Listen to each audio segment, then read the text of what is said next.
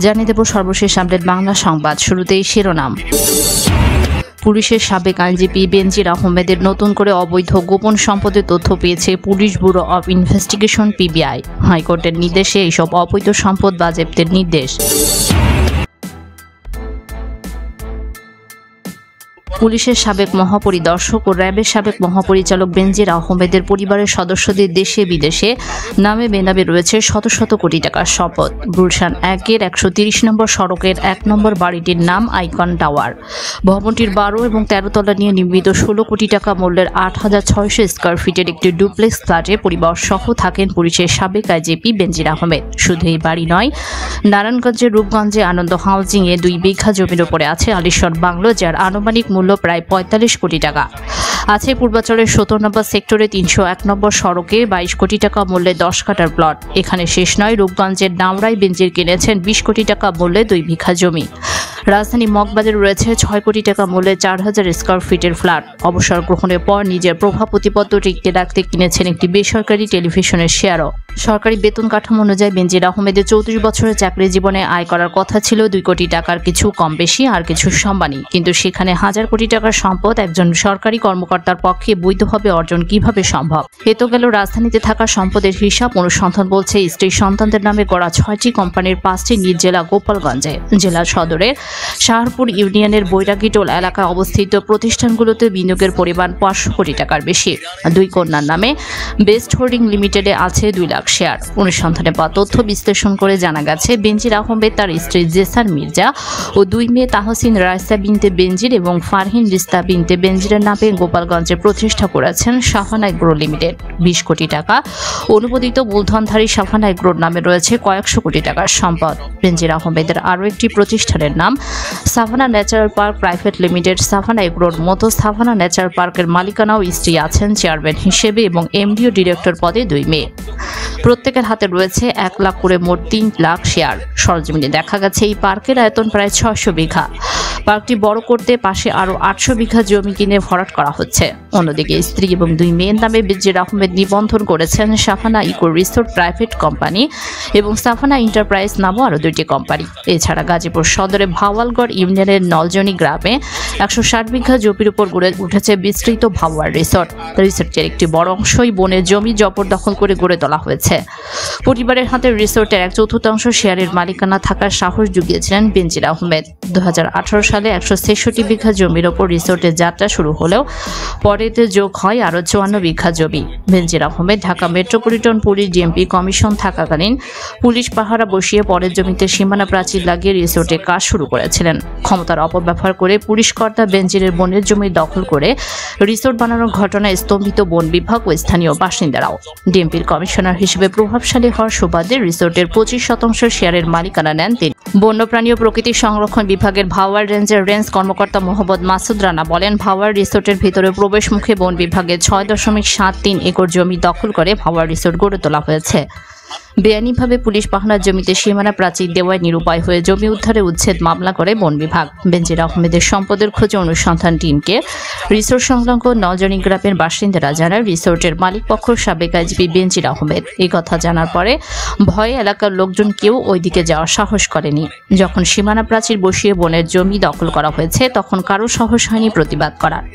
অনুসন্ধানে জানা গেছে যথারীতি এখানেও বেনজির আহমেদের চাতুরতার পথ অবলম্বন করেন। রিসোর্টের শেয়ারে নিজের নাম ব্যবহার করেননি। স্ত্রী এবং 2 মেয়ের নামে রিসোর্টে শেয়ার করেন বেনজির। দেশের বিভিন্ন জায়গায় বেনজিরের আরও সম্পদের খোঁজ পেয়েছে আমাদের অনুসন্ধানকারী টিম। রাজধানী বনানীতে হোটেল ইউনিক এজেন্সি, কক্সবাজারে হোটেল বেস্ট ওয়েস্টার্ন প্রিমিয়ার ও হোটেল রামাদা লিমিটেডে বিপুল অঙ্কের অর্থ লগ্নি করেছে বেনজির আহমেদ। এছাড়াও পদ্মা ব্যাংক এবং কানাডিয়ান বিশ্ববিদ্যালয়ের মালিকানাও কিনেছেন তিনি। অনুসন্ধানে আরও জানা যায় সেন্ট মার্টিন দ্বীপেও বেনজির আহমেদের 418% জমি রয়েছে। পুলিশের সাবেক আইজিপি ও র্যাবের সাবেক ডিজি বেনজির আহমেদের দুবাই, সিঙ্গাপুর, থাইল্যান্ড ও মালয়েশিয়ায় বিপুল বিনিয়োগের তথ্য বেরিয়ে এসেছে। পুলিশের ঊর্ধ্বতন পদে চাকরির সুবাদে বিভিন্ন উৎস থেকে অবৈধ উপার্জনের টাকা পাচার করে বিনিয়োগ করেছেন বলে অনুসন্ধানে উঠে এসেছে। অনুসন্ধানে পাওয়া তথ্য অনুযায়ী বেনজির আহমেদের দুবাই রয়েছে শত কোটি টাকার হোটেল ব্যবসা। সিঙ্গাপুরে প্রতিষ্ঠা করেছেন অর্ধশত কোটি টাকারও বেশি বিনিয়োগের সোনার ব্যবসা। এছাড়া থাইল্যান্ড ও মালয়েশিয়ায় জমি কিনেছেন বলে জানা গেছে। তবে বেনজির বিনিয়োগ করলেও তিনি কোথাও নিজের নাম রাখেননি। সব জায়গায় তিনি স্ত্রী জিশান মির্জা, স্ত্রী ভাই মির্জা মনোয়ার রেজা, দুই মেয়ে ফারহিন রিস্তা বিনতে বেনজির ও তাহসিন রাইসা বিনতে বেনজিরের নামে বিনিয়োগ করেছেন। অনুসন্ধানে জানা গেছে দুবাই শহরের কেন্দ্রস্থল মাকতুম স্ট্রিটে অবস্থিত বিলাসবহুল কনকর্ড হোটেল অ্যান্ড সুইটসে মোটা অঙ্কের শেয়ার রয়েছে বেনজিরের। হোটেলটি বিখ্যাত দুবাই ক্রিকের ওপর দুর্দান্ত প্যানোরামিক ভিউ অফার করে। দুবাই আন্তর্জাতিক বিমানবন্দর, দুবাই ক্রিক, গল্ফ ও ইয়ট ক্লাব, সোনা মশলার বাজার, প্রধান কেনাকাটা অবসর কেন্দ্রগুলোর খুব কাছেই হোটেল। দুবাই অবস্থিত গ্র্যান্ড মসজিদ থেকে 3 মাইল দূরে হোটেলে অবস্থান। দেশ থেকে টাকা পাচার করে গড়ে তোলা বেনজির এই হোটেলে আছে অ্যাপার্টমেন্ট, এক্সিকিউটিভ সুইট সহ অত্যাধুনিক রুম, যেগুলো ভাড়া প্রতিদিন 350 থেকে 1,500 দিরহাম, যা বাংলাদেশি মুদ্রায় 10,000 থেকে 45,000 টাকা। অনুসন্ধানে আরও জানা গেছে সিঙ্গাপুরের জনপ্রিয় মোস্তফা মার্টের পাশে অবস্থিত নিজি জুয়েলার্সটির মালিকানাও রয়েছে বেনজির আহমেদ। দেশ থেকে প্রায় অর্ধশত কোটি টাকা পাচার করে সেখানে তিনি বিনিয়োগ করেছেন। বেনজিরের বিদেশে বিনিয়োগের বিষয়ে বাংলাদেশ ব্যাংক খোঁজ নিলে জানা যায়, সাবেক আইজিপি বেনজির আহমেদের বিদেশে বিনিয়োগের কোনো অনুমতি বাংলাদেশ ব্যাংক থেকে নেননি। তার কোনো প্রতিষ্ঠান বিদেশে বিনিয়োগের অনুমোদনও দেওয়া হয়নি। অর্থাৎ অর্থ পাচারের মাধ্যমেই তিনি বিদেশের বিভিন্ন প্রতিষ্ঠানে বিনিয়োগ করেছেন।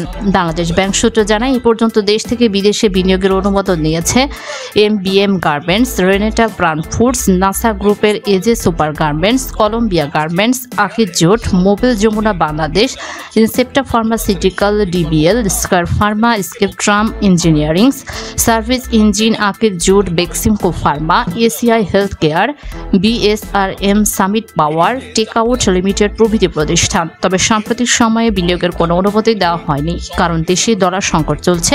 অথচ অর্থনীতির এমন সংকটময় সময় বেনজির অনুমোদন না দিয়েই টাকা পাচার করে বিদেশে কয়েকশো কোটি টাকা বিনিয়োগ করেছেন। এছাড়া সোনালী ব্যাংক থেকে বিপুল অঙ্কের ঋণ নিয়ে বেনজির আহমেদ পাচার করেছেন বলে অনুসন্ধানে উঠে এসেছে। সোনালী ব্যাংক কর্তৃপক্ষ বেনজিরের স্ত্রী সন্তানদের নামে ঋণ দেওয়ার কথা স্বীকার করলেও কত টাকা দিয়েছে সেটি জানাতে নারাজ।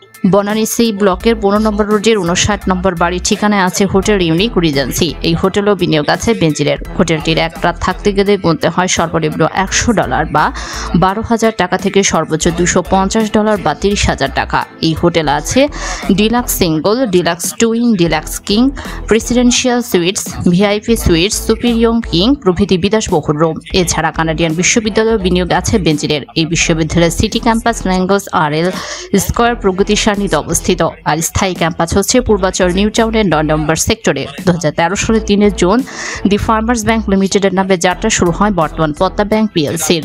ব্যাংকটির মালিকানায় আছেন বেনজির পরিবারের সদস্যরা।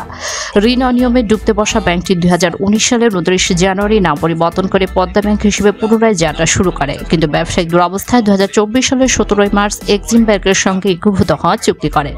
2021 সাল পর্যন্ত পদ্মা ব্যাংকের পুঞ্জীভূত লোকসান ছাড়িয়েছে 900 কোটি টাকার উপরে। পরের 2 বছরের চূড়ান্ত হিসাব মেলেনি এখনো। তবে নাম বদলানোর পরে 4 বছরের 2022 সাল পর্যন্ত ব্যাংকটিতে নতুন করে মূলধন থেকে ক্ষয় হয় 246 কোটি 74 লাখ টাকা। অনুসন্ধানে উঠে এসেছে বেনজির আহমেদের অবৈধ আয়ের উপর ভর করে স্ত্রী জিসান মির্জার সাথে সাথে 2 মেয়েরও মাত্র 2924 বছরে হয়েছেন কোটিপতি। হয়েছেন বিভিন্ন প্রতিষ্ঠানের মালিকও, তবে তাদের পূর্বের কোনো ব্যক্তিগত আয়ের উৎস ছিল না। বিশ্লেষকরা বলছেন, বেনজির আহমেদের মতো রাষ্ট্রীয় ক্ষমতা অপব্যবহার করে লাগামহীন লুটপাট ও অবৈধ সম্পদ অর্জনকারীদেরকে এখনই বিচারের আওতায় আনা উচিত। তা না হলে রাষ্ট্রের অন্যান্য প্রভাবশালীরাও এদের পথ অনুসরণ করতে পারে, যার সমাজকে ধ্বংস করার জন্যই যথেষ্ট।